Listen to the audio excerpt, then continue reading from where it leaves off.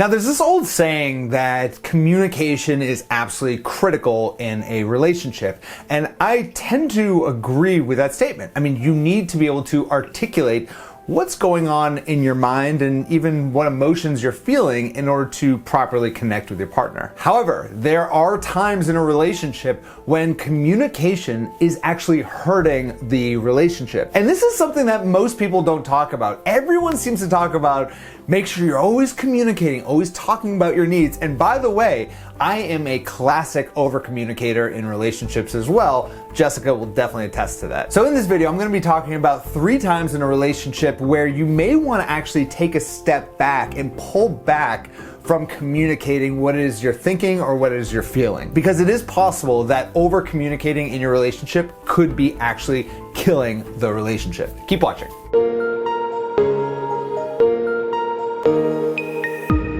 Hey there, Adam Little from sexyconfidence.com, where I help you create your love story. Now, for starters, I just want to say communication is very healthy in a relationship. Men can't read your mind, all right? When you have something going on and what you're doing is communicating in a passive-aggressive way or not telling him anything that is going on in your mind or in your emotional sense, then he's not gonna be able to work with you to fix that problem. So I wanna be very clear in this video. I'm not saying that all communication is bad. Of course not. What I am saying is that there are a few different types of communication where it can be too much. It can be actually hurting the relationship and causing someone to pull back and actually creating more space in the relationship than it is connecting you to. Number 1 is over-texting. One pattern I've been noticing in the Sexy Confidence Club forum is this discussion about texting. And a lot of the members and a lot of the women who are posting in there talking about how they don't feel like they're getting enough responses from a guy that they're dating. And this is kind of a new pattern. I'm noticing that women who are in even the first month or even the first 2 or 3 months,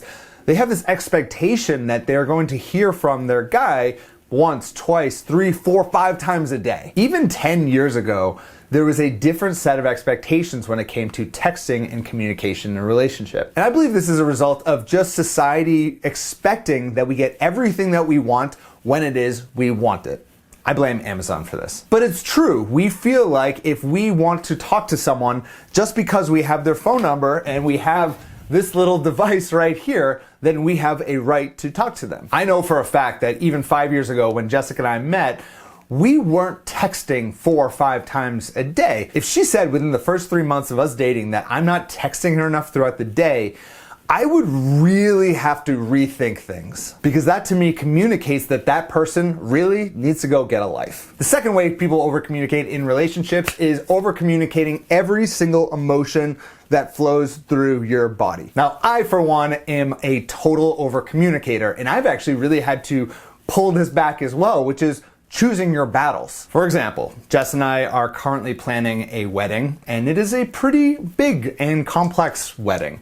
And if I personally communicated everything I felt through every single step of the way, she might just murder me. And over the past few years, I've become more aware of my emotions as they creep up and really try to think, are they even logical? Is this actually something I want? If I'm feeling a certain way, if I'm frustrated and I want change, I don't want Jessica to do something, is that actually logical, or is it just some random emotion that I'm feeling because I'm hungry or tired or whatever? So for all of you, when you do get frustrated or angry or something is really bothering you, really take a little bit of time for that to settle in. Don't just immediately jump to texting or immediately communicating with your partner what the problem is.